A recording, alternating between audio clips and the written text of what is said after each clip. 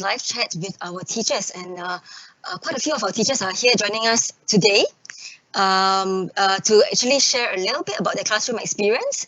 So that's really very exciting. I am very excited even when I see the slides that they are going to be sharing. So I'll just first of all put up or share a slide that will actually show who are the teachers that are going to share with us soon. Okay, let me just put up the slides.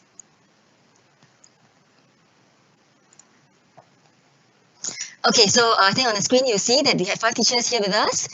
These are really our faithful teachers who have been preparing day in and day out the lessons that the students will experience in the classrooms. So we have Mr. Yu, who's in the chemistry department. We have Mr. Lee, our biology teacher. We have Dr. Lee Chan Lai from the mathematics department. We have Miss Lim Pui Si, mother tongue Chinese teacher. And we have Miss Veggie Das, English teacher. Yeah, so very happy to have them here today. I think perhaps maybe what we'll do first is to get our teachers to share a little bit about some of the moments that they have in the classroom, which they feel have really helped them see the learning being rolled out in among the students. So I will invite Mr. Yo to come on board first. To share his slides as well as to talk a little bit about the classroom experience. Okay.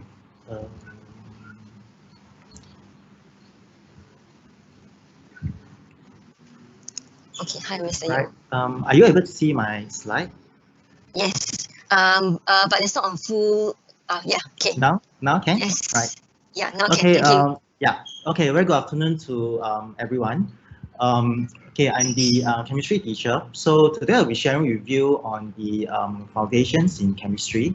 All right. So I'll emphasize more on the year 1 and year 2 module, which I think will be more relevant to the parents. Right. So one of the highlights of the lower years modules, right, is basically a lot of the time is spent in the laboratory. So around like 40% of the lesson time is actually spent in the chemistry lab. So in the lab, the students are actually very engaged in the activities. All right. So and when we learn science, all right, especially hands-on activities are very important because it actually supports the development of practical skills. It also helps the students to shape their understanding in terms of the scientific concepts and phenomena. All right. And another very important thing to do lab work is that the students learn about safety, all right, understanding of hazards, risks, and safety. And that is also one of the reasons why in NUS High, we can have so many time devoted to do lab work because we emphasize a lot on safety. From the pictures, you can see that students are all equipped, with personal protection like goggles and gloves. And because there's a lot of emphasis on safety, the students are able to do quite a lot of experiments dealing with acids, alkalines, and some other chemicals. Right. So the next one I'm going to share about is how we actually blend the technology with classroom teaching. So one of the things that we do in the chemistry lessons is to use this virtual reality, all right, the VR. So what actually some students face difficulty in learning chemistry in the lower years is that a lot of the abstract concepts, like for example molecular structures, they find it difficult to imagine and to see. They use VR. All right, it helps them to have a better visualization and deeper understanding because they themselves, when they use the Google lens, all right, they are actually immersed into the 3D structure. So if you see from the left picture, right, you have the sodium chloride. So actually the students, as they view this, they are as if they are inside these ions. All right, and and this experience really excites them because they are able to experience it. All right, how is it like to be inside the atoms, the ions itself, and this experience will complement the theoretical learning and from the textbook, as well as the molecular model that they were given.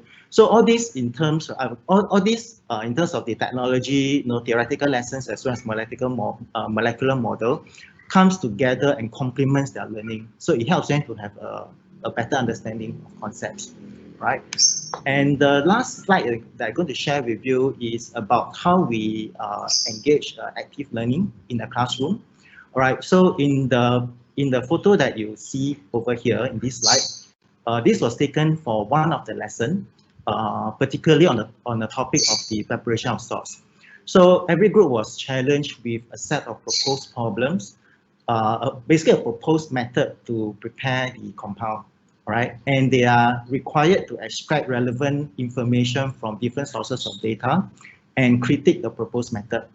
All right, and then the students are writing on the portable whiteboards, and this will facilitate their discussion, and later on they will do a presentation to the class.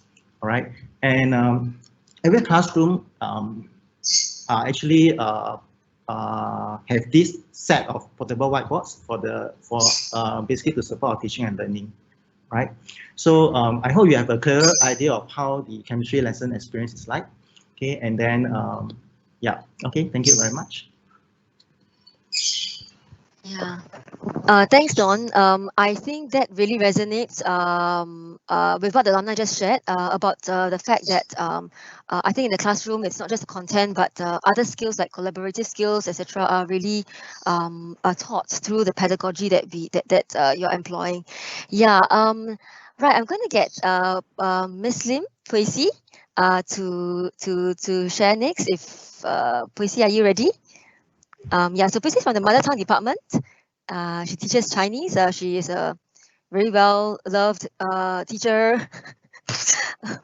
Yeah, in her classes. Yeah. Hi, Tracy. Hi, sorry. I'll answer first because I forgot to add in the sound. Okay.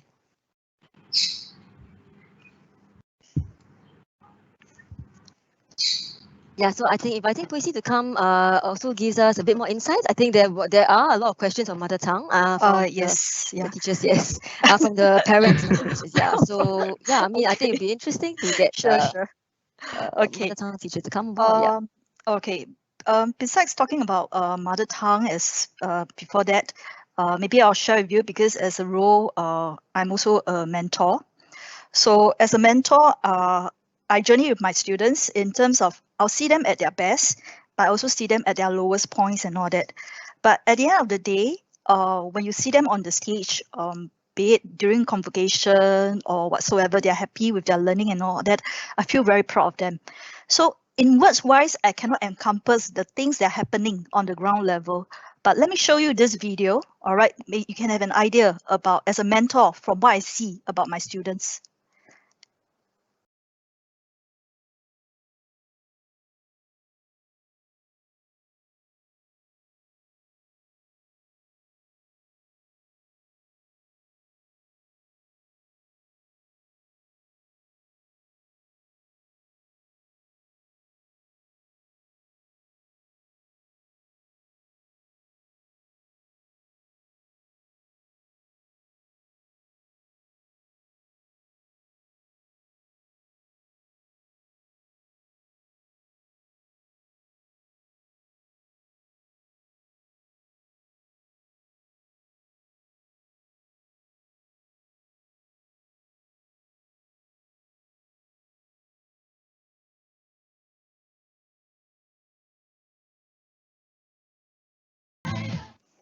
So in terms of as a mentor, I see a lot of things that my students are involved in and all that. So they really have quite a rich school life. And of course, as a mother tongue teacher, all right, we follow the OE syllabus. So, so students will have to sit for the national exams at the end of the year. But of course, while doing the mother tongue syllabus and all that, we do incorporate a lot of other projects or skill sets wise that the students have to pick up. For example, in this picture wise, where my students are doing on argumentative essay, or get them to have debates and all that as to how they are going to present their viewpoints, as well as supporting evidence. And then we also have the impromptu speech competitions. I can show you this very short snippet of it. They just received a question on the spot, 林老师，各位同学，大家上午好，我是叶维俊。今天我的演讲题目是如何不让年轻留白。什么是让年轻留白？ All right. Then, of course, other than the normal mother tongue and all that, I teach the non-native Chinese. In the sense, it's like this group of students, they are taking the Chinese special program, whereby they have zero experience in Chinese. So we do have like cultural aspects of the lesson wise, whereby they will allow Yusheng during Chinese New Year, as well as showing off their language proficiency. In the sense, it's like they will participate in the in the festival celebrations and so forth. So I hope that with my sharing, you have an idea of how the students' life is and the way that lesson is being conducted in NUS High. Thank you very much. Okay, thank you so much, Puisi, Ms. Lim, Yep. for actually sharing about a very important aspect. I think what Puisi has shared echoes a lot of the heartbeat of our teachers over here, in a sense that I think what they really want for our students is not just in terms of the academic learning in the classroom, but really their growth as a holistic person. Thank you very much for bringing that up. I'm going to ask Mr. Lee Xiao Chong, who is from the biology department, to also share a little bit about his classroom experience. He's a biology teacher. He's also a CCA teacher in charge of NCC. Yeah.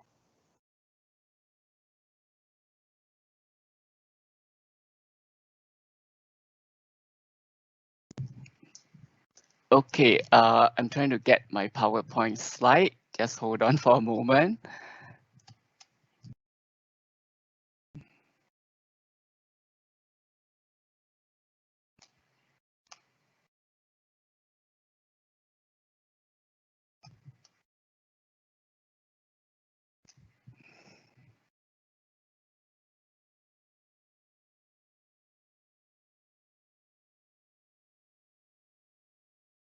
Okay, so while Xiao Chong is putting on his slides, I think you would have seen Xiao Chong earlier on, Mr. Lee, in one of the CCA videos. I think he was interviewed by our journalism club. I think because he is a avid biologist and he has brought many of our students for biology trips,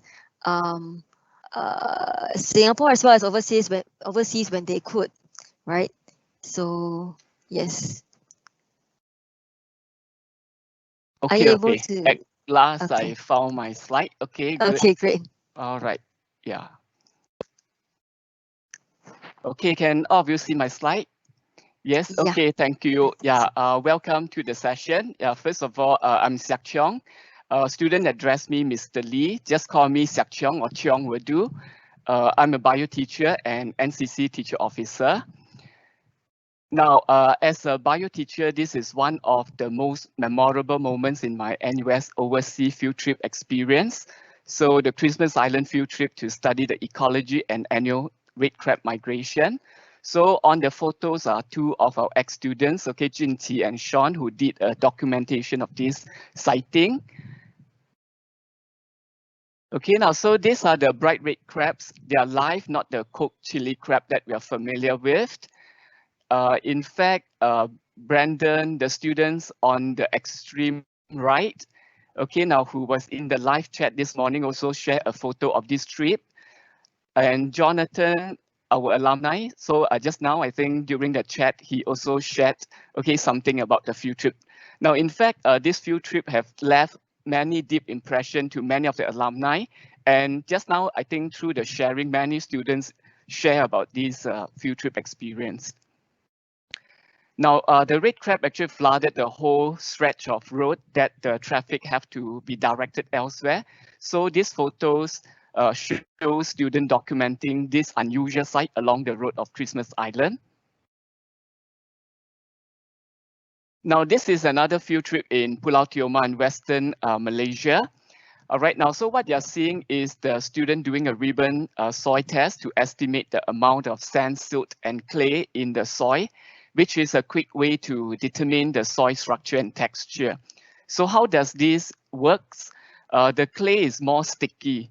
So longer ribbon will be formed when you squeeze it out between the index fingers and the thumb. Now, this is another activity. The plasticine eggs and real eggs are put out in the forest to see the types of predation within a particular forest.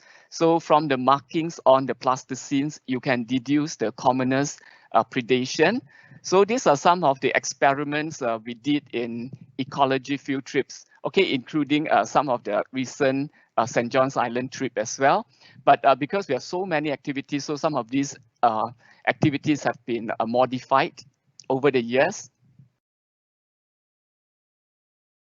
Now, there are also weird sightings from nature, like this, which is from octopus eggs here, as well as the fruit bodies of bracket fungus. The sight, sound, smell, taste, and touch are all parts of experiential learning in biofield trips. Okay, now another aspect is for NCC. Now, these are the ranks that the students will pass through, okay, in secondary school. So from Sec 1 to Sec 4, the highest attainable rank is Master Sergeant, okay, which you can see on the left table. Now, for those who are keen to take up leadership in the year 5 and 6, they can proceed to join the cadet officers. So most of them will eventually graduate with cadet second lieutenant or cadet lieutenant. Cadet captain usually goes to polytechnic students because they have 3 years to clock the number of hours and to fulfill the criteria. The captain rank on the left, okay, the one with 3 golden bars. So some people call these the Kit Kat bars. Okay, it is for number 3 uniform, while the one on the right is for the number 4 uniform, the field attire. Now, the School National Day Parade and Observance Ceremony will usually involve uniform groups and other key student bodies, so like the Student Council and the houses. So the uniform groups are given much opportunity to organize and coordinate these activities. And also our year 6 students are tasked to work on this as a contribution back to school. Now, the NCC cadets are also given opportunity to participate in unarmed combat training like this, like what is shown here. Now, this photo shows the urban op training of our students in 2019. Now, urban ops means urban operation. It is a warfare in built-up area. It is an organized operation on how to subdue the enemies or terrorists. Okay, now we also do a VIA, value in action. So this is done in Pandan Mangrove Cleanup in June 2019 as part of our annual NCC camp, okay, activity. So if you have any further questions, feel free to put up in the chat, okay, later. So that's all for now. Thank you. Eileen, back to you. Okay, thank you so much. That was very insightful. A little bit into the life of a teacher in NUS High, where the teachers here not only just teach in the classroom, but they really actually are their mentors or CCA teachers. And so I think they are really very heavily involved in the design and the planning of the character and citizenship education, as well as the CCA programs that are in NUS High for the students in our school. Yeah, so I'm going to ask Ms. Beji Das to come up next. She's an English teacher. Right, she's a senior teacher in our school. Yeah, and she's also a mentor. So Ms. Das will, I think, share her slides first. Eileen, can you see my slides? Yes. Yeah, you put it on a presentation mode. All right.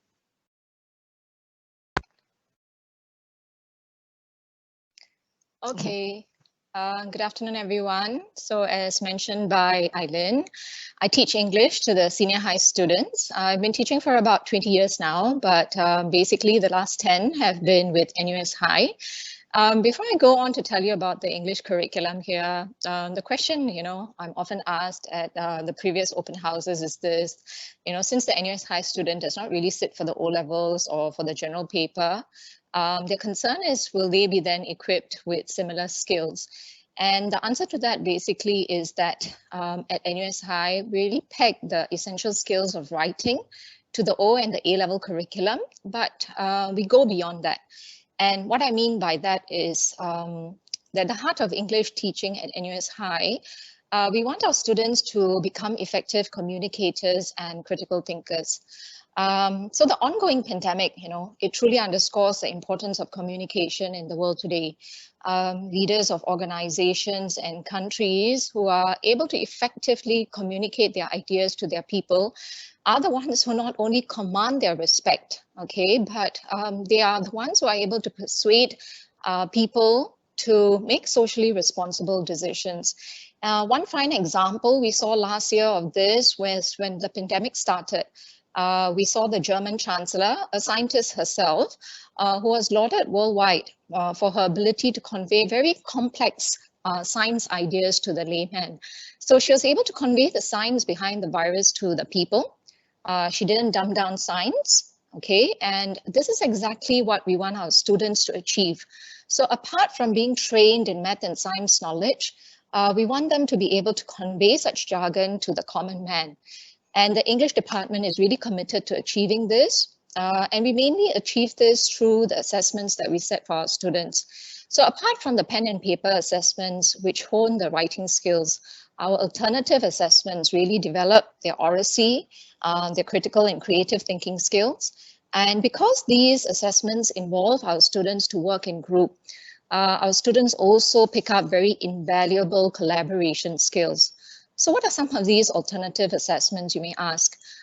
In year ones, some of our year ones engage in assessments like the Reader's Theatre. In year two, they may sit in for a Socratic seminar session. The upper year students lead panel discussions. They create or develop their own podcasts and vodcasts. So it's really about learning English in a very fun but meaningful way in NUS High. The curriculum really allows us to plan and develop modules which are relevant in the current world. And so our new language modules that we implemented last year essentially teach students to use language to persuade and influence. And in these modules, students learn to put together their own TED Talks. They learn how to use English to create a promotional video about themselves, or they learn to write very persuasive personal statements. So through these projects, right, our students realize the value and the importance of speaking and writing good English. And of course, we don't just want our students to view this journey of language learning as purely work. So to pique their interest beyond their classroom, we have taken them to plays, conducted debate workshops, organized learning journeys in the hope that they truly develop a love for the English language. So parents and students, this is really just but a very brief general overview of English language learning in NUS High. Before I go, before this brief preview is over, I just want to share a little bit about my experiences as a teacher. I have taught in a JC for about less than 10 years before I came over to NUS High.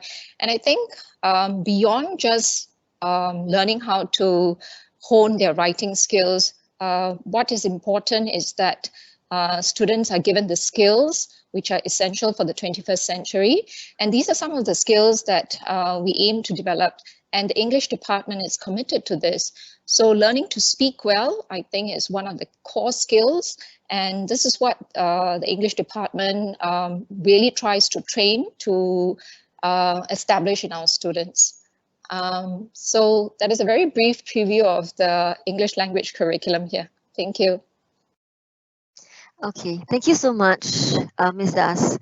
Yeah, indeed, I think those of us who are here, parents and students who have actually attended the previous chats by our students as well as alumni, you would have seen the relevance of being able to communicate clearly. And I think some of you even had questions on how do they actually pass their research projects in NUS High School, and really I think we put communication as a very important skill set in NUS High, and I think the English department is really very invaluable in helping our students understand how to really put forth their ideas clearly in the realm of even as young scientists and mathematicians, and besides that, to also be able to apply the skills that they've learned in the language to other areas as well.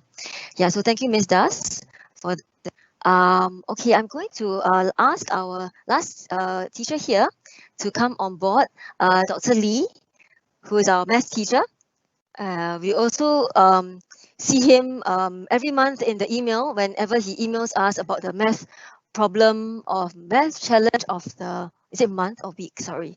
It was week or month. Okay, anyway, yes, Dr. Lee will come on, yes. Yeah. Okay, so can you see my slide? It's a bit lagging here. Okay, all right. Give me a moment. Okay, so I'm Dr. Lee Chan Lai. I'm a math teacher here.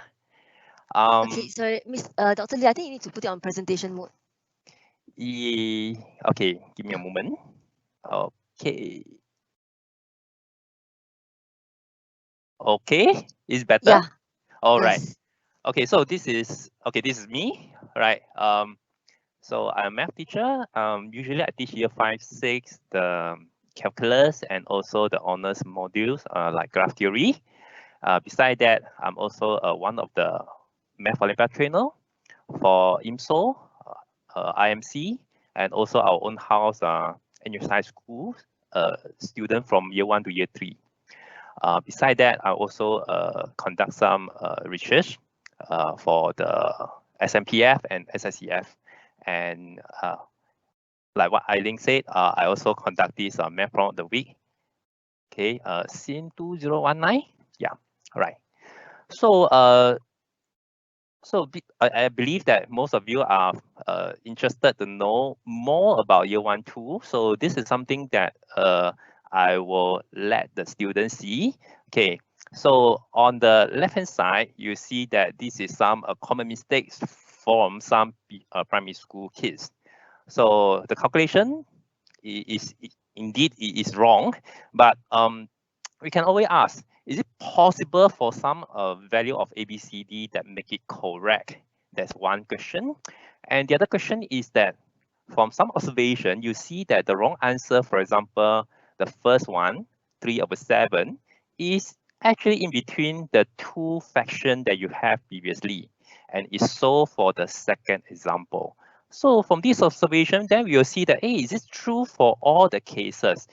Are there any condition? So in high school, we do not actually just give them, hey, this is a formula, memorize it and use it during examination. So we try to let them dig it out by themselves. How do they get the formula, for example? Okay, right. So one very exciting that make me want to stay so long in any high school is that the interaction with student. So from this example that you have is that this is a challenge from my student back in 2014. Okay, so at that year I was teaching in 508. So it's about my birthday. So they want to give me this question as a gift. So they asked me to solve this problem. So the ABCD, the alphabet represent distinct integer. This is quite a non-routine. I love to solve all these questions, but by hand it's quite difficult to solve. So I do a simple programming and solve it, and I see that are two possible solutions. There are two solutions. So problem solved. I was very happy with this question. So I generalize it, and I say that instead of 508, because the next year after that, there will be 608. And they say that they are going to recycle the problem again and ask me to solve this equation using the number 608. So I said, no. Now I ask you a question. Let's say this is 3-digit number, okay? And then when you put it back, what are these 3-digit numbers so that these puzzle have a unique solution? The previous one have two answers. Two answers is not good in mathematics. We want it to be a unique solution. How many of them? So I remember about like 1 or 2 hours later, one of the students actually showed me the answer. They just program it and got all the answer. Okay, so this is quite fun interaction with me and the student. Okay, and almost every year I receive some question from student, and this is also another one that I think is very interesting. I teach calculus, so this is one of the topic that I have is the series. And I appreciate a lot because this particular student actually craft the question in a very nice way. The answer is actually my age of the year. So I appreciate very much, and it takes some effort to come up with this question. Right. So I believe many of students coming in Angel High School, you are capable, especially in math. You can observe the pattern. By the way, do you observe the pattern just now? We have 5 teachers. The pattern was male, female, male, female, and male again. A, B, A, B, A pattern, something like that. Okay, so back to this. So you can observe the pattern very quickly. So this is one of the problems the week that I have for my students. So they see that, okay, many a time students do not read the question carefully. So they see that F1 equals to 1, F2 equals to 1, F3 equals to 2, F4 equals to 3, F5 equals to 5, F6 equals to 6. And very quickly they recognize that 1, 1, 2, 3, 5, 8 is in Fibonacci sequences. So they predict that the next number should be equals to 13. Okay, but just to let you know, the answer is not 13 because we need to know that the function f here is actually a polynomial of degree 5. So there is a way to doing that. So it brings up the point that I want to share here is that you may able to see the pattern very, very quickly, but you have to be able to like draw the conclusion rigorously and to make sure that it is correct. And how to do that usually is you write it down. While you write it down, you have to explain it, you have to articulate your idea. Then when you write it down, you may see the flaw if there's any by yourself. So write it down is a very, very important training. Many students, they have the answer, then they shout the answer, but they are unable or they are, okay, actually they have some reasoning, but it's not rigorous enough. Using the reasoning may not be general for some other cases. So this is something that we want to train them to be better, not just solve the answer. The answer itself may not be as meaningful as the process itself, because ultimately when you graduate from the school, they won't bother whether you know whether science square plus cosine square equals to 1, but they will give you some other problem. So our training here is prepare you to handle the data and to do the analysis. That is most important thing. And of course, logical thinking. Okay, so if you recall back, I say this I am also one of the trainer in IMSO. It's actually a competition for primary school. So I'm quite privileged to teach in this school, and I'm also a trainer. So many a time I have students here who join us because they also I was also a trainer for them when they are in primary school. So this is an example.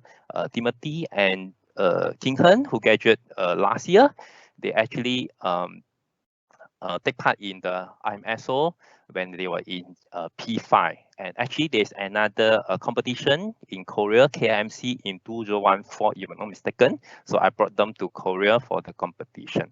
I'm happy that they grow, and then they did a project under me in 2019, and they got this A-star talent search. I think that's all for me. Yes. Okay.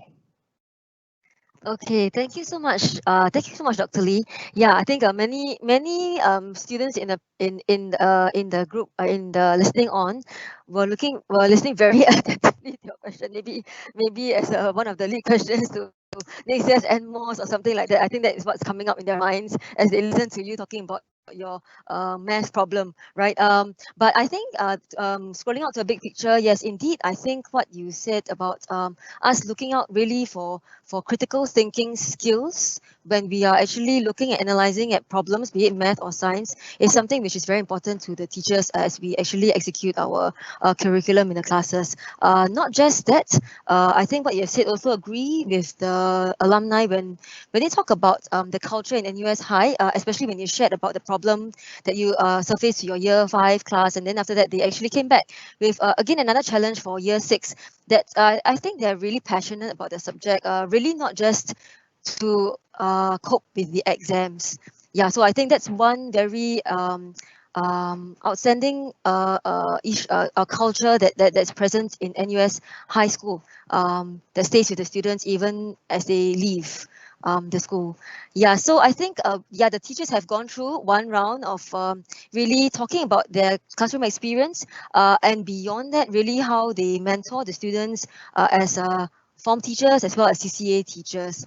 Yeah, so I think while we have a team of teachers really busy typing down the answers to the questions that you can see in the panel over there. So some of these answers are really good answers, so you can take a look as you scroll down the panel.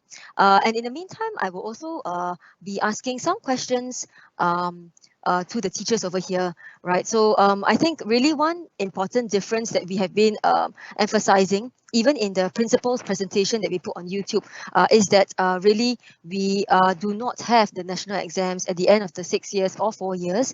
Instead, our diploma is based on our own curriculum that we design for the students. So I'm not sure if any of you over here would like to share about what is the difference it makes for you in terms of the way you can design the curriculum or the assessments,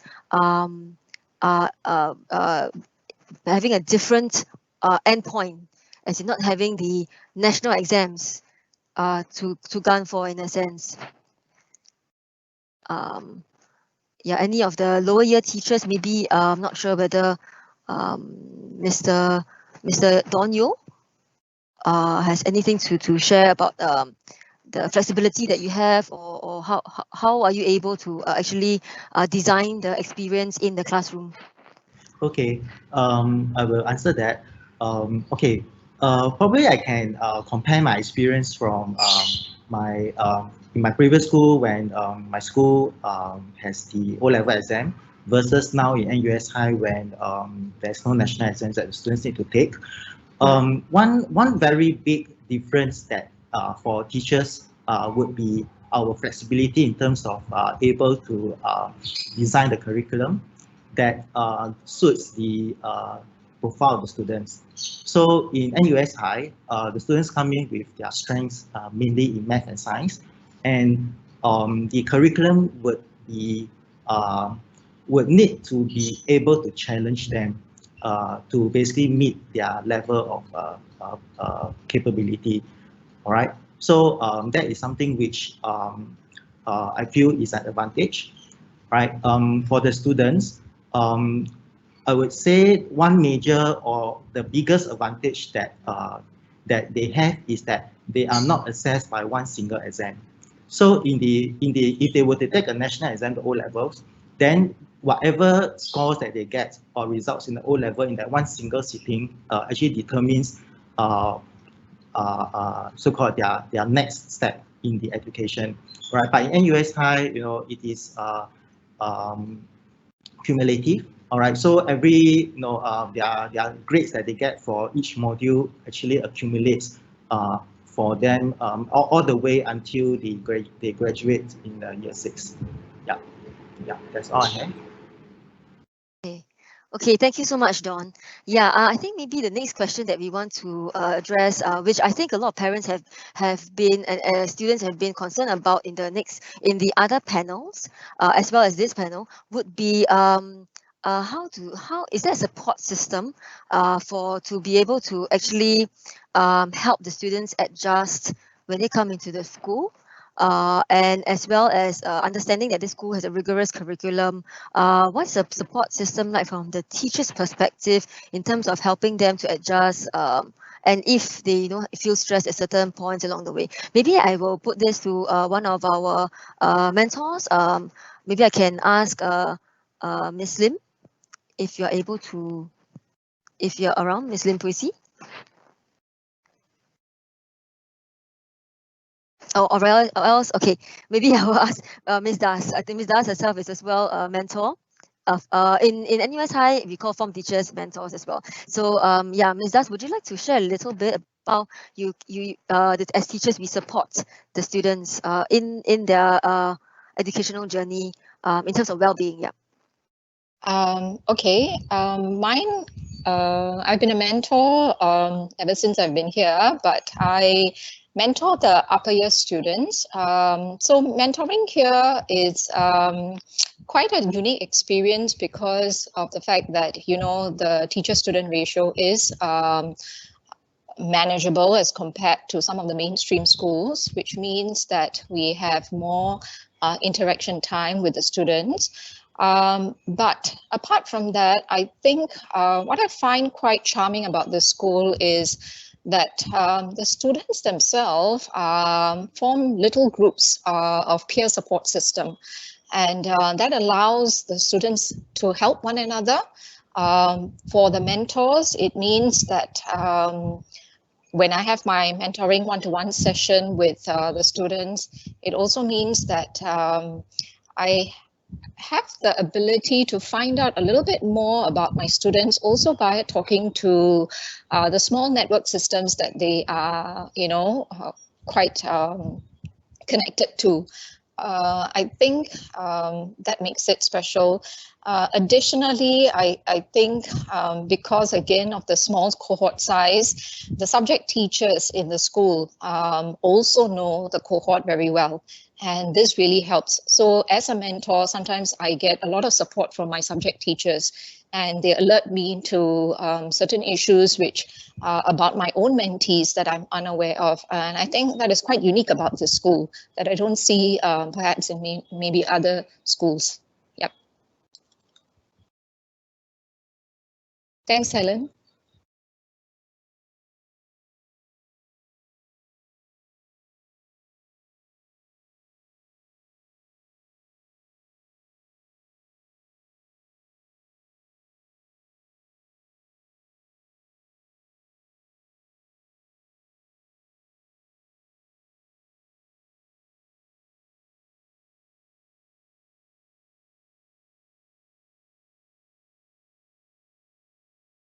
Okay, sorry, I took a bit of time to unmute.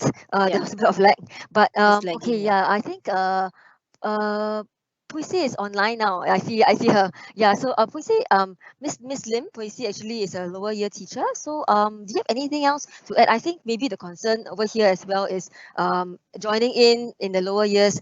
Have you observed or experience some ways in which we actually support the younger students transit really into secondary school life, especially because NUS High is one of the more unique programs, offers a more unique program. Yeah. Okay.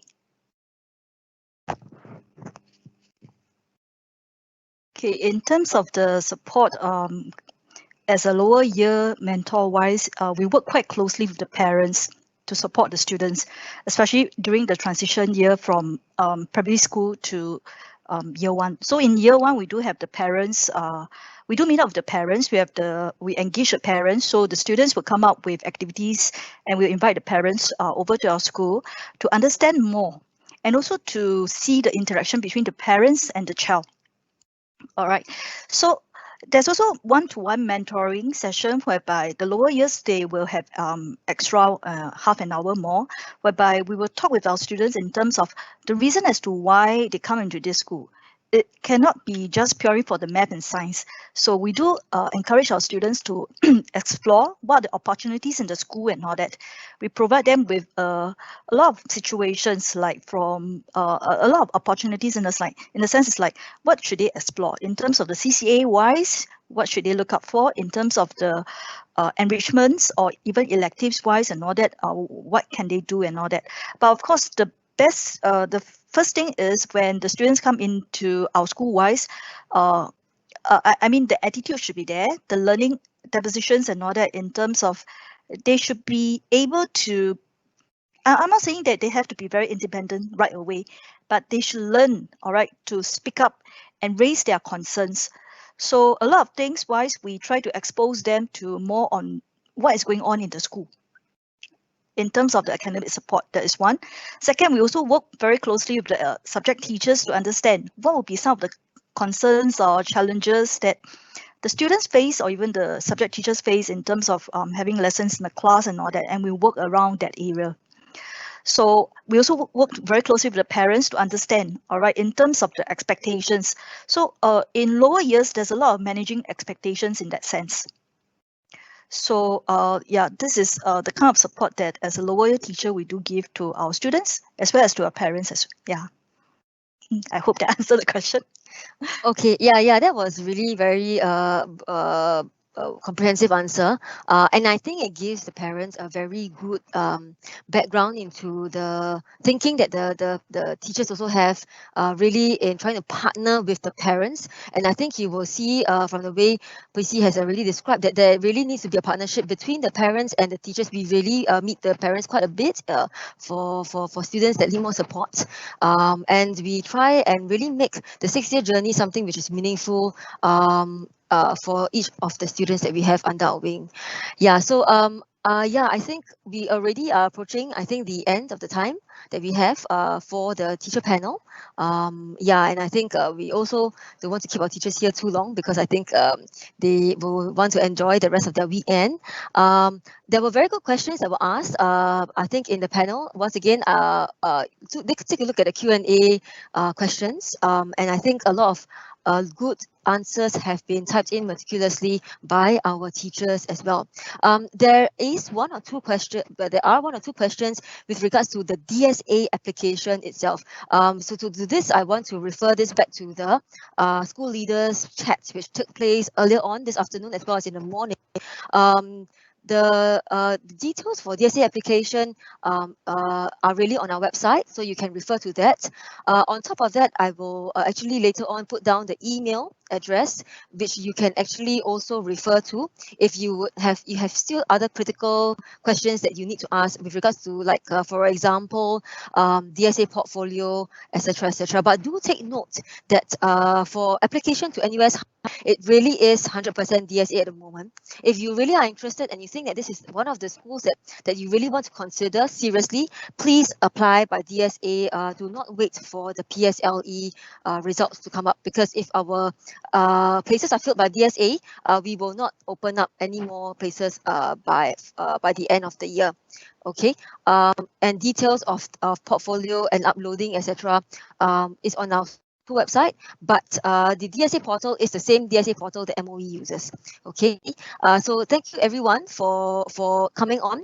Just to let you know as well, we are going to convert all our live chats into videos after doing a bit of tweaking, so that there's no more wait time, etc., etc. But we will put up the content shared, because it is very meaningful content that our stakeholders have put time in to share as well, and we'll put them up on our YouTube channel, so you can look forward to that if you missed out bits and pieces of them along the way. Thank you once again, everyone, all our colleagues in the panel.